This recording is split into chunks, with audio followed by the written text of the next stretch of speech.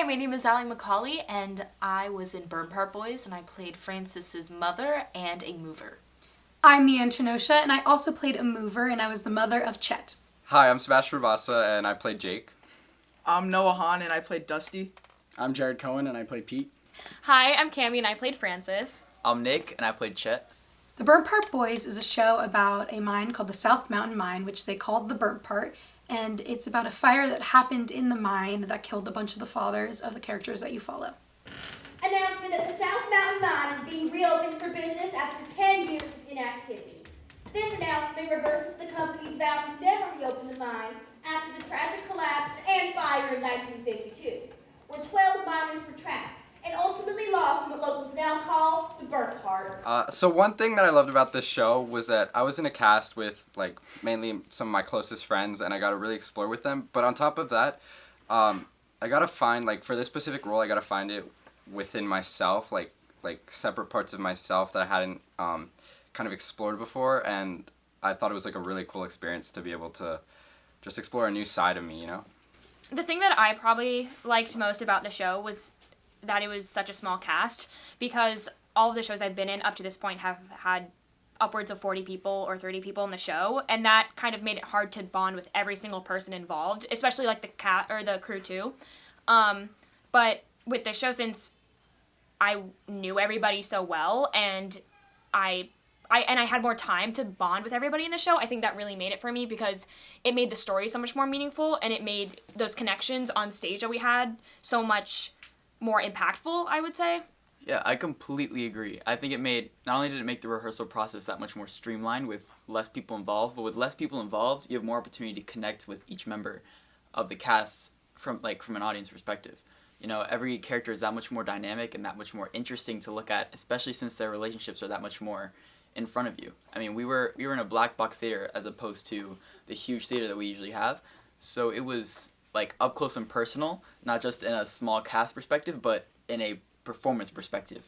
We were performing within feet of our audience, and I think that made the show that much more interesting and more enticing. My favorite part of the show was, I think, just really getting to work with everyone more one-on-one, and being the musical director of the show was, it was difficult because the music that we worked with in the show was really hard, but I think we got through it pretty well, and I think it turned out really good. Other than the small cast and just getting to really know everyone, I think another cool part of the Burnt Part Boys was the sets that came with it, the platforms we were in charge of. They were just such a pretty structure, and I think it was a great thing to work with. What I particularly liked about the show is that I was able to work with all these seniors who've been doing theater for years, and it really gave me a chance to learn as much as I can from all these experienced students. I think the Burn Part Boys is just such an amazing show in the fact that it gets to show such comedic moments and sad moments, but then really in the end it has such an uplifting moral and story behind it all. Something that was told to me that I really take to heart is how, even though we've run the show 100 times, over and over again, every time there's a new audience that sees the show, they've never seen it. They don't know the story, and this is our way to show it to them. Come support the theater department and make sure you go see our latest school production and shows.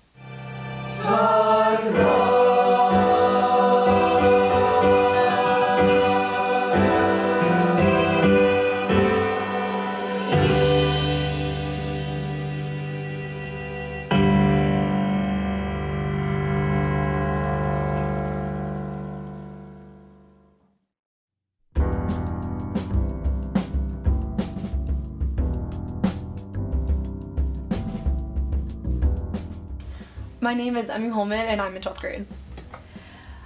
What got you into car racing? What really got me into it was the fact that my dad was in a car club, and we ended up finding out about an autocross event, but then I was too young to actually do it, and so he just took me and my friend, and we went and we watched the cars go around a couple of times. I was like, wow, this is super cool, I want to try this sometime. And so literally 2 weeks after my 16th birthday, we ended up going to Homestead Miami Speedway, and we did a DE event, which is just a driver experience event, and you could do that, anybody can do it. And so I ended up going, and I got paired up with the best instructor that I could have been paired up with, and he took me around the track, and I was like, okay, this is like the coolest thing I've ever done in my life. Like, I want to continue doing this, and I kept going into more and more of those events. The type of events that I'm involved in now are a lot of things with SCCA, Sports Car Club of America, and then NASA. And basically what I'm doing with them right now is I compete a lot in their races that they have, you know, between like Homestead, Sebring, Palm Beach. But now I'm also getting involved in some of SCCA's non-racing events, more like they have a driver's education thing, which is like, it's for teens really who've just gotten their license, and it's teaching them like, you know, how to maneuver and how to get along with all those things. And I'm also working towards becoming an instructor with SCCA, so I'm actually going to be teaching what got me into racing. The fastest I've ever gone was about 163 that I saw, and it's actually in the Porsche Cayman S, but I don't drive that. I don't race that car. I actually race a Miata, and in that car, I haven't paid attention enough, but that one doesn't get up too high. I think it was about 117 that I saw the most. Okay, that really depends on how serious you want to get into it. If you're looking at it for a job, you're there as much as possible. Those kids usually, they're homeschooled and they started in karting and they just moved their way all the way through, and they're trying, and they continuously are like, they're there as much as possible, and they live near the tracks. For me, I don't want to do it as a job, but I really, really enjoy it, and I want to get as good as possible, as best as I can be. And so for me, I try to get there every Wednesday for practice, and then every weekend, you know, Saturday and Sunday for either practice or the races. Okay, definitely, it's super easy. You can go online and you can search up like SCCA, NASA, HPD events, and like you can search up different tracks like Sebring, Homestead, Palm Beach, and then it usually will come up with all the different events that they have, the different driver, like you should look up, it's for driver experience events, so if you look that up, a bunch of things should pop up, and it'll make it really, really simple. Very cool today. Thank you.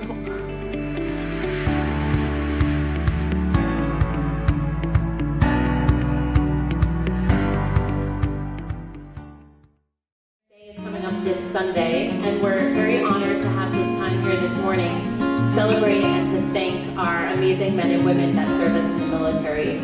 My name is John Clark.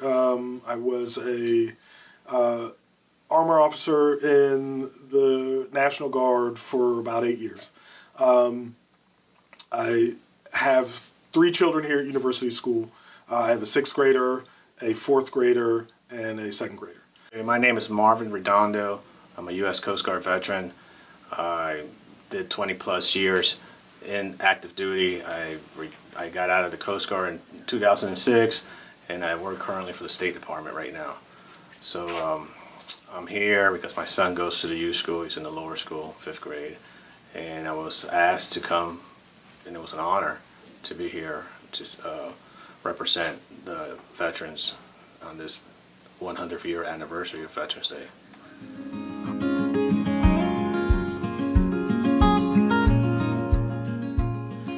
My last assignment, I was a deputy program manager in Iraq. I oversaw the entire Iraqi Navy. That was for the United States. Under foreign military sales, any weapons that are sold to foreign governments, especially governments like Iraq, we oversee all the weapons, and my job was to oversee the Iraqi Navy.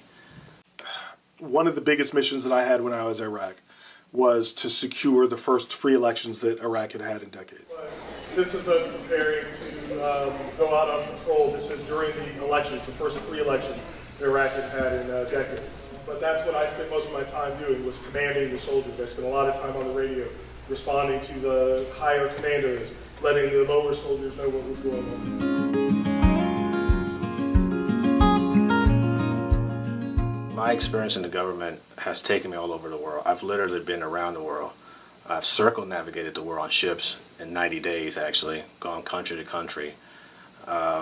It's taken me from the Straits of Malacca to the Suez Canal to the Panama Canal, the Straits of Hormuz, from probably every country in the Persian Gulf.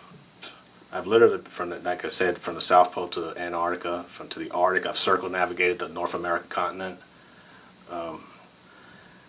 But but I've sacrificed a lot.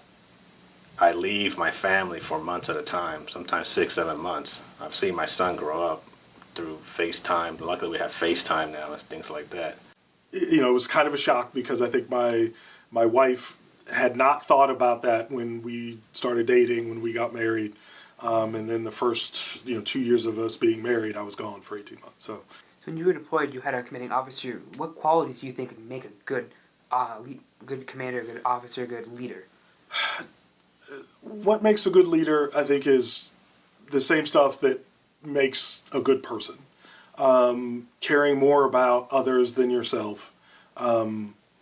Making sure that others are taken care of.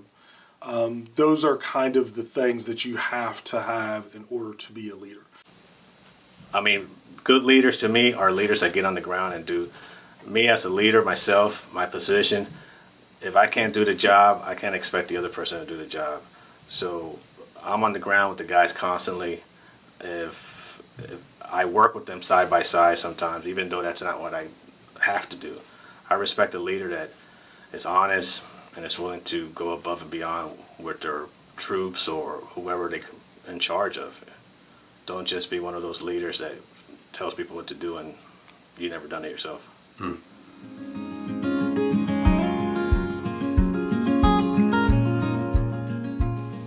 Respect, especially the older veterans, the World War II veterans. Every day we have at least 100, they're saying no more, that die. Pretty soon there's not going to be no more veterans, especially from that era. The younger veterans respect, I mean, to me,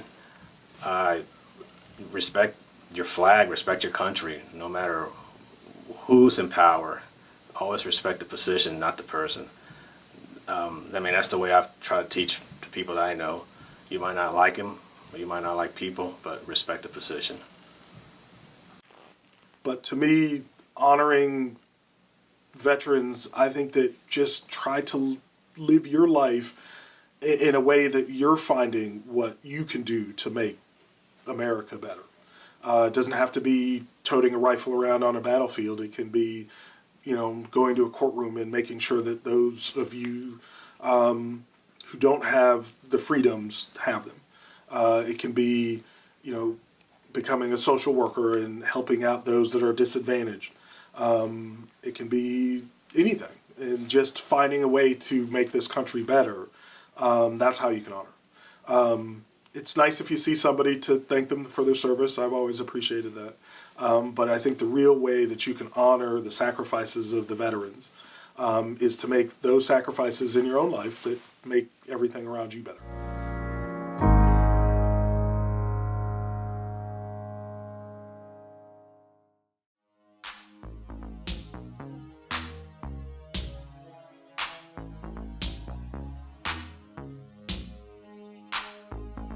Hey, so we're doing the first annual Turkey Challenge, which is a long rivalry between lacrosse and baseball in terms of a historical kind of tension between the two sports, mostly because a lot of lacrosse players are ex-baseball players.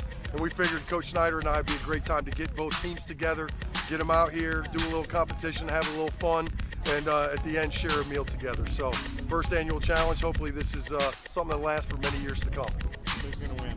Who's going to win? Lacrosse. I mean, come on, let's go. So what I'm thinking is you get guys with sticks that have never really played a chance to throw. Sometimes they make it, sometimes they don't.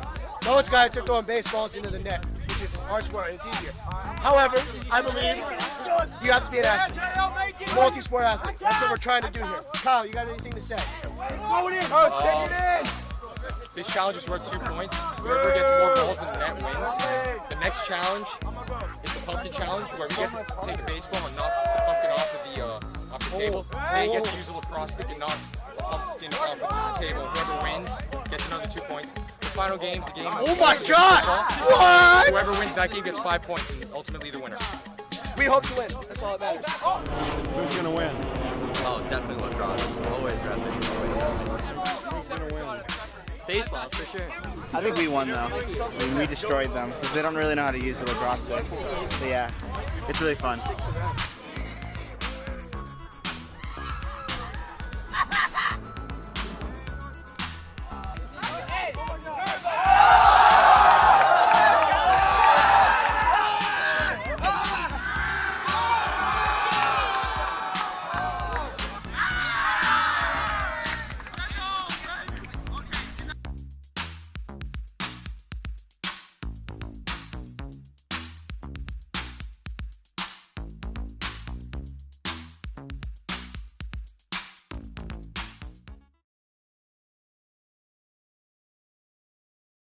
First, and then I'll take it.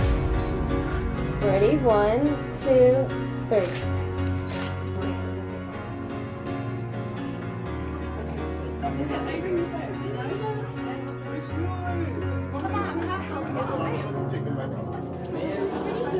Your sky